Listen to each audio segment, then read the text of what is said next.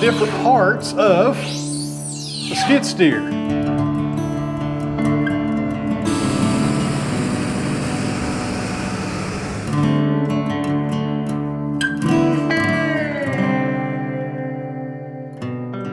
Welcome back to the Sawmill, friends. It is a beautiful day here in Northeast Tennessee, and I've got a lot to get done today because tomorrow we're supposed to get some terrible storms. And that's the way it goes, it seems like this year. You get about 3 days of no rain, and once everything starts finally drying up, it rains again. Can't get ahead like that. It's really aggravating. We got a lot to get done today, guys. First thing I need to do is switch over the diverter valve the right direction, so we can send some power to the thumb, because I need to change some tires on a small wheelbarrow. And you guys helped me with this actually when I asked you a question about it about 2 months ago. Maybe further back than that, I can't remember. Switch over the other one here. There we go. So like I was saying, I asked you guys in a previous video where I could get some tires at for this Rubbermaid cart. And I got several emails about it, and I didn't know it, but it didn't surprise me. Amazon had them. So I got 2 in the mail just the other day. For some reason, it took like 4 weeks to get here. I'm not sure what happened there, but we're gonna change these out. We're gonna do it the easy way. So instead of getting on the ground and taking off those wheels and putting the new ones on, I'm gonna use the excavator to raise it up just a little bit. In case I haven't mentioned it, this excavator is my new favorite machine. I use this thing every day.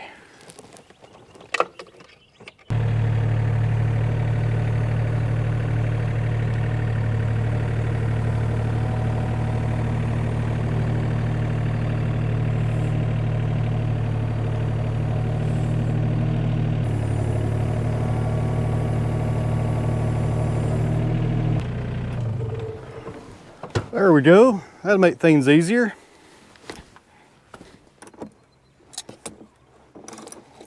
Yeah, that axle's wanting to turn. There's nowhere to get a grip on it. As usual, this will take me longer than expected. I allocated about 15 minutes for this job. It'll probably take me 30. That's the way things go all the time. If you think something's going to take you 15 minutes, double or triple that, because something always comes up. This axle right here is rusted into this bolt, and it's turning with the bolt, and there's nowhere to grip the axle or the shaft, whatever you want to call it, to put some pressure on it so it doesn't turn. Let's go grab another tool. I've also got to keep a watch on the time today.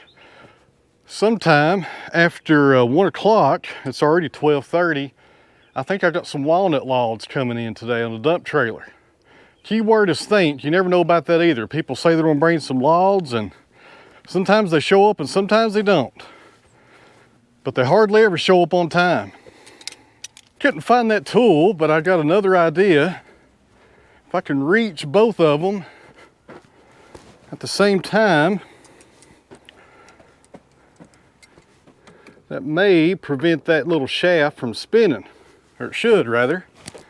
And tell you what's great about this, I got my head right here over this chicken manure. This thing's about 1/4 of the way full. I should have emptied this before I done it. There we go. I got an impact gun. I don't know why in the world I'm doing this by hand. Let's go get that thing out.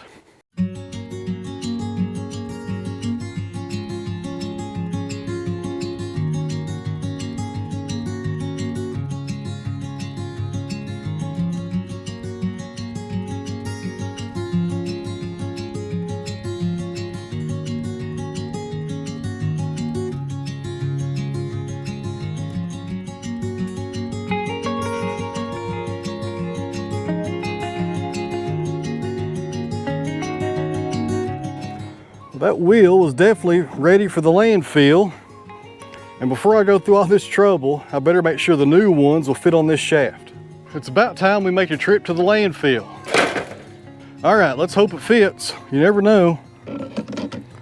Okay, a little bit of slop in it. But for what it's going to be used for, that's okay. Now we can pull this the rest of the way out, and hopefully I can get it back in there.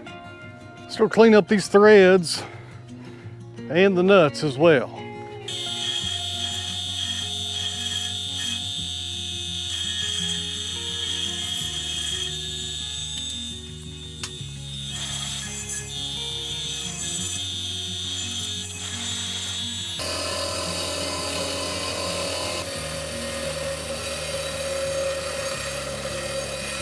All right, friends, almost done. Put a little bit of spray grease in there and on the shaft. This is not sponsored. This is AMSOIL spray grease. Really good stuff. I use a lot of AMSOIL stuff here lately. I really like it. Works really good. There we go.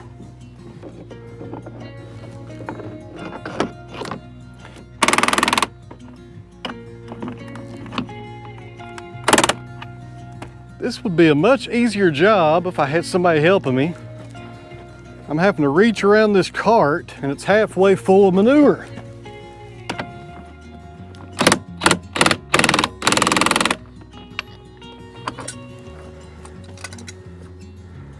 There we go.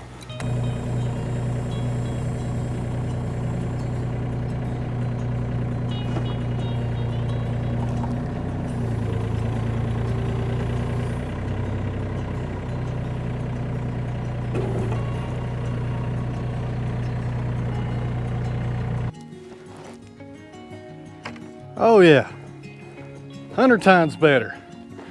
We bought this property 5 years ago, and the previous owner, which ran this place as a rabbit farm, up there where the sawmill is, a lot of you guys may not be aware of this, he had about 1,000 rabbits up there. So this was a giant rabbit operation, probably the biggest one around. And this cart was left here whenever they moved away and sold us the place, and he had got rid of the rabbits I think maybe 6 months before he sold the place to us. He had some health problems, that's why he sold it. If it wasn't for that, he probably would have stayed.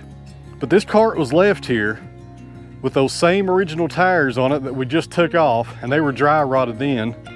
I've been pushing this thing around for 5 years with dry rotted tires. 5 years! I should have done this a long time ago. 5 years of pushing this thing around.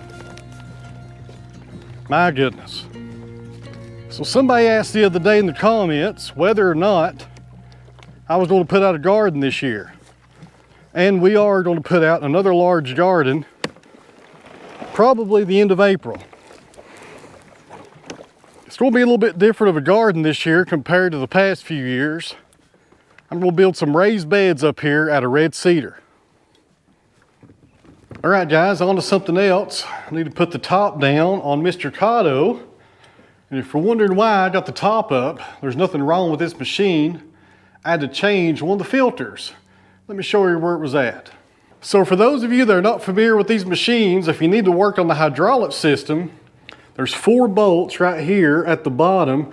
Once you loosen those, there's some pistons on each side that are pneumatic. They're air pistons. Hope I'm saying that right. My goodness, I'm really showing my my lack of knowledge here on machinery. But pneumatic pistons on each side, and that lowers the cab out of the way, and it's got a lock on the back of it. So hopefully you guys can see that orange filter right there. That's one of 2 hydraulic filters on Mr. Cotto. The other one you get to at the back of the engine.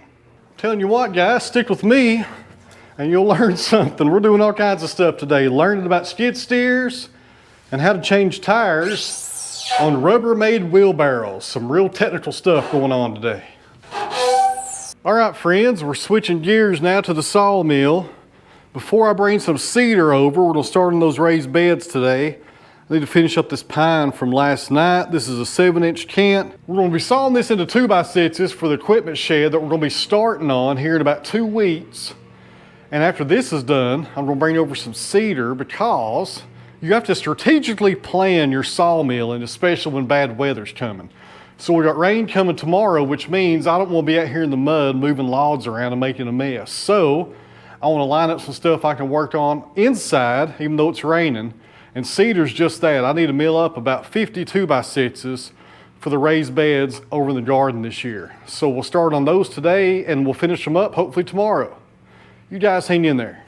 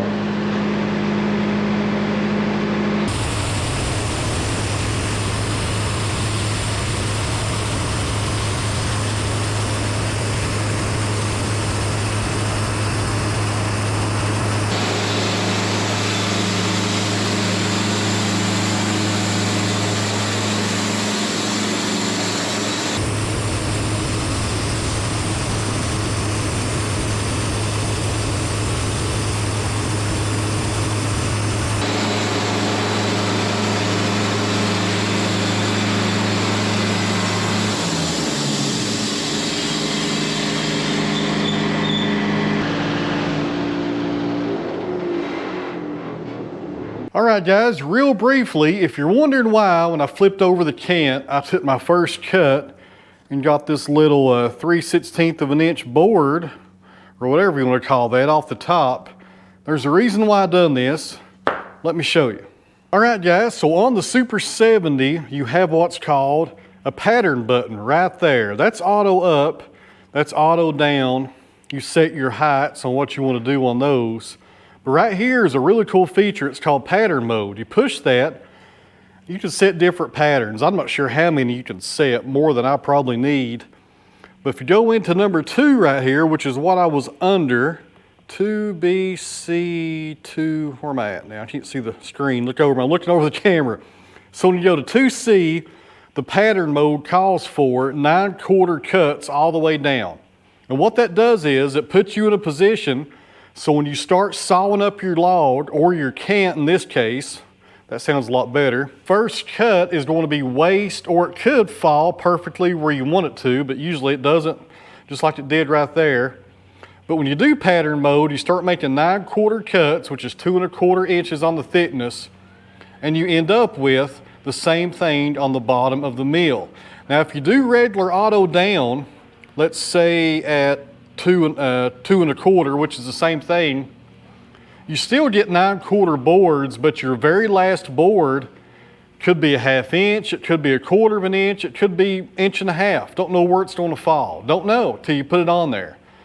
But when you do pattern mode on that same setting, your bottom board is always going to be whatever it's set at. And you can set this for anything you want to. You can set this for 9/4 boards all the way down through here. And the bottom board, let's say you want a 4x4, you set that at 4 inches. This feature is really good for production guys, or guys that are sawing a lot of railroad ties. They'll saw grade lumber around the log, and then they'll take the pith cut out of the middle and turn that into a railroad tie or maybe pallet lumber, and they'll set that bottom for the width or the thickness they want out of their pallet lumber. So this is a really good feature. It's on the Super 70. It was also on the LT40 that I had. It was called AccuSet 2. It's a little bit different here on the Super 70, but it's a really good feature. And you can also have auto up and auto down as well, like I was saying earlier. And there's all kinds of presets for that. And while we're on this screen, somebody asked me this the other day down in the comments. They asked if I could control the speed of the sawmill. I sure can. I control that with this joystick right here, but I also control it with this setting right here on the top. You hit that button. Let me get back over there. I can't see what I'm doing. I'm looking over the camera. So right there, you can see me advance that forward. That makes the sawmill faster in its travel or slower in its travel. Right there. Then over here on the left, that sets how much water is going to come out of the lubrication system.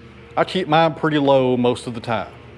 All right, guys, it's getting a little windy out here today. It looks like my customer just pulled up and they got a dump trailer. That's good. I don't have to unload them. I can just point to where the loads need to go. They can push the button and get out of here. Let's go get them unloaded, or show them where to unload at rather. Then we'll get back on this sawmilling. We're gonna be working on some cedar next.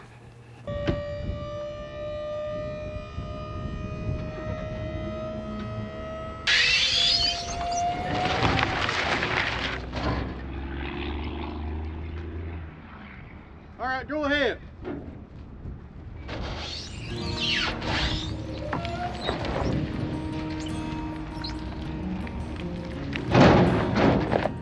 That's good. All right, guys, let's see what we got. These are customer logs. They've hired me to saw them, but I'm not drying them, just sawing them. That one right there doesn't look too bad. That one right there looks pretty good. Looks like 10 footers. Got a 5 footer right here in the front with a really nice crotch on it. Should have some fantastic grain hiding right there under the bark. Looks like they put some latex paint on that one. I'll probably put some anchor seal on these after we saw them. That one right there is not too bad. Decent size. I think these were yard trees, so we'll have to look out for metal. And that's why we got a lot of sapwood showing on the end grain. Then right here is the last one. And I told them this one is kind of small, hard to do anything with. It's got a dog leg on the far end. I'll probably get rid of that. And more than likely, I recommended to the customer to saw that into a mantle and put it up in the barn loft and forget about it for about 5 years. Because there's so much sapwood in it, and the diameter is so small. Let me check it here real fast. Now 12 inches, but you've only got about 8 inches of heartwood right there. A 6x8 mantle would be a good idea for that little log right there. I think that's the best way to deal with something like that when it's on the small side. But other than that, these other 4 look pretty good. We're doing live edge 9/4 slabs on all 4 of these. Now we're going to head up here to the mill and get in Mr. Cotto and bring some cedar over. I think I got about 12 or 15 cedar logs up here we need to saw up. We're going to be doing 2x6s, and I think I may do nominal size, which is store-bought size.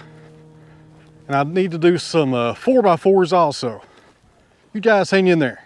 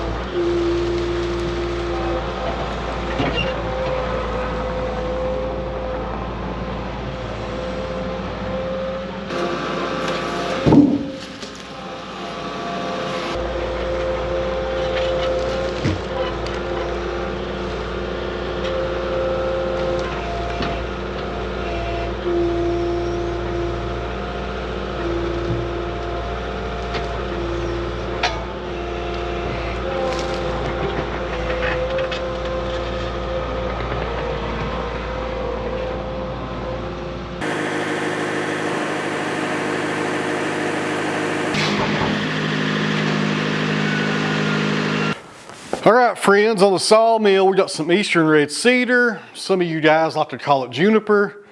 It really don't matter at the end of the day. Everybody knows what it is. We call it red cedar around here, or ERC, same thing, eastern red cedar. And this one is not a good saw log, friends. I'll go ahead and tell you that up front. We're looking at 8.5 feet and just some terribly large knots right here at the base, and it swells out just a bit. I had to use my toe board down here to bring up the other end. This is not a good saw log. I would never buy a log like this.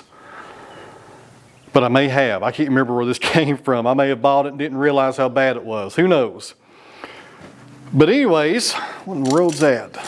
What is that right there? Okay. I thought that was some metal sticking out. You never know about these cedars, friends. A lot of them come from fence lines. You'll hit nails all the time. And with cedar, unlike walnut and like oak, you won't see any stains down here on the end that tell you there's metal in it. You have no idea until you saw into it. It's the way it goes sometimes. So I need to saw up some 2x6s. I want them to be 1.5 inches on the thickness and 6 inches on the width. And I also need to saw up some 4x4s for the raised beds. I'm going to try to get a 6-inch cant out of this, but if I can't, I'll do a 4-inch cant and we'll do 4x4s on this one. We might get 2 4x4s if we're lucky. If we can get 2x6s, maybe 3. But that's probably some wishful thinking right there. I don't know what's going to happen, to be honest with you. This opening face cut will tell us a lot because we got some bark exclusions, or inclusions rather, right in there. Not a very good saw log, but for raised beds, it really don't matter. We'll get something out of it. I'm thinking 4x4s though, probably 2 4x4s. If I get that, I'll be happy. So on the sawmill, a Joe Maine Silvertip Turbo 7. If you want to try out those blades, call Joe Maine. His cell phone number is down in the video description. And I think that's about it. What else is I going to cover here? I can't remember what I was going to cover. I was going to tell you guys about something that was coming up, and now I can't remember what I was going to tell you. Maybe I will remember after we do this log.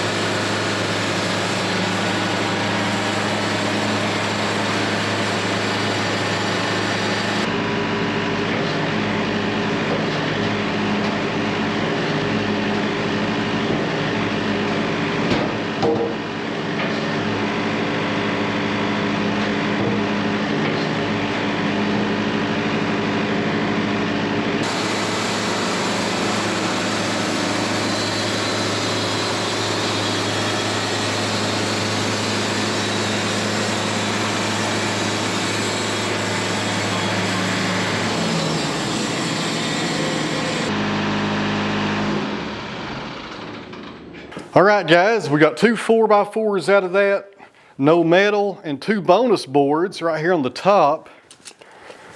They come in at 3 1/4 on the thickness, and they're 4 inches the other way. So that's good because I can still use these on the corners of my raised beds because they will be buried in dirt. The raised beds, of course, is a triangle, not a triangle, my goodness, a rectangle. It's going to be 4 foot by 8 foot, and the 4x4s will be on the inside of the raised bed, not the outside, so you'll never see them. They'll be covered up by dirt. So if they're not exactly 4x4 on the dimensions, that's okay. And we got some bark right here on this side, and that ain't going to matter either. So good deal. This will do, or this will make, this is enough for two raised beds as far as the corner post goes. Good deal. The next log coming up will definitely be another 4x4. It's pretty small. And the one after that one, we should get some 2x6s out of it. Key word is should.